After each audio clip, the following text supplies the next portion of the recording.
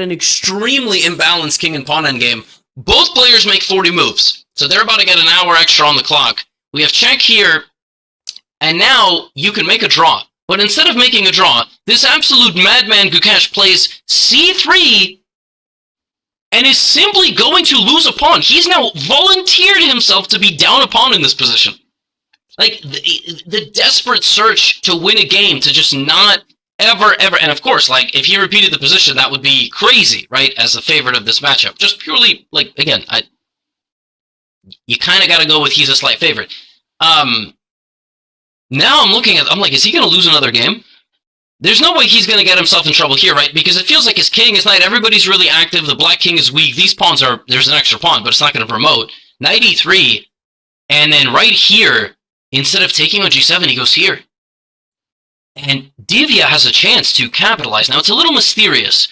Instead of giving the check, the computer wants g6. It wants to leave the knight exactly where it is, kick the knight out this way, and then go here, kind of like reposition the king. It thinks g6 and then investing in the pawns is the right approach. Divya centralizes her knight instead and plays knight f4, giving up the pawn with a check, but basically guaranteeing that the game ends in a draw with rook d3, rook g3, losing a pawn, and now both sides are just down to one pawn, knight f5, and now a very nice idea here, just lose the knight.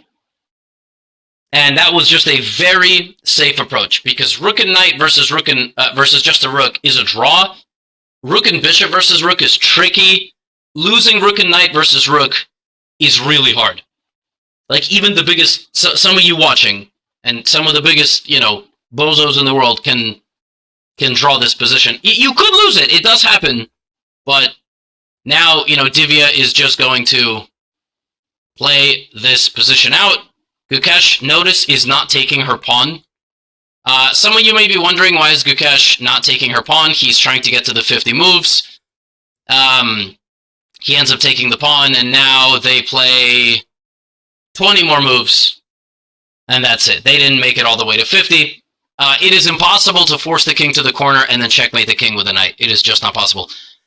Okay, so a couple of things. Gukesh stops the bleeding. Not the rating points, but the results, obviously.